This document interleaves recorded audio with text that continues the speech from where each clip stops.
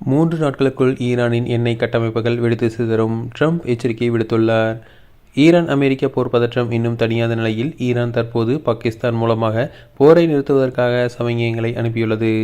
இந்நிலையில் 3 நாட்களுக்குள் ஈரானின் எண்ணெய் கட்டமைப்புகள் வெடித்து சிதறும் என புதிய அச்சுறுத்தலை ட்ரம்ப் விடுத்துள்ளார்.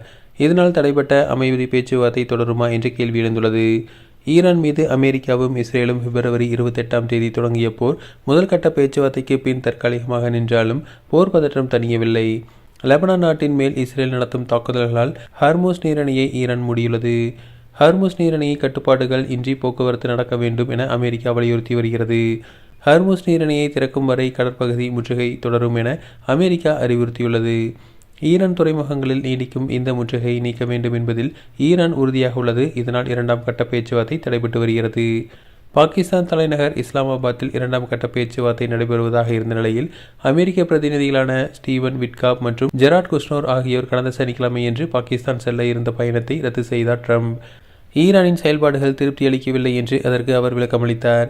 ஈரான் நிபந்தனைகள் ஏற்காத வரை 18 மணி நேர பயணம் செய்து பேச்சுவார்த்தை நடத்துவது அனாவசியமானது, நேர விரயம் என ட்ரம்ப் கூறுகிறார். 2ஆம் கட்ட அமைதி பேச்சுவார்த்தை தடைபெற்றுள்ளதால் வளைகுடா பகுதியில் போக்குவரத்து நடக்கவில்லை. இதனால் எதிரொலியாக கச்சா எண்ணெய் விலை உயர்ந்து வருகிறது.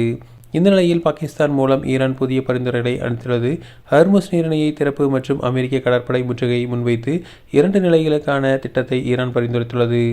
கடற்படை முற்றுகையை நீக்கிவிட்டு அமெரிக்கா பேச்சுவார்த்தைக்கு வர வேண்டும் என்பது ஈரானின் முக்கிய நிபந்தனையாக உள்ளது.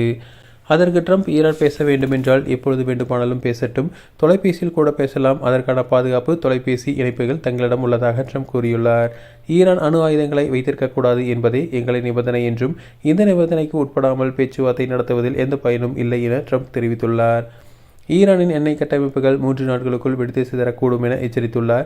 ஈரானின் எண்ணெய் குழாய்கள் ஏதேனும் காரணத்தால் மூடப்பட்டால் அந்த குழாய் வெடித்துவிடும் என்றும் எண்ணெய் குழாய்கள் இருந்து கொள்கலனிலோ அல்லது கப்பல்களிலோ எண்ணெயை நிரப்ப முடியாது என்றும் ட்ரம்ப் கூறியுள்ளார். அவ்வாறு வெடித்து சிதறினால் அதனை முன்பு இருந்தது போல கட்டி எழுப்ப முடியாது என அவர் தெரிவித்துள்ளார்.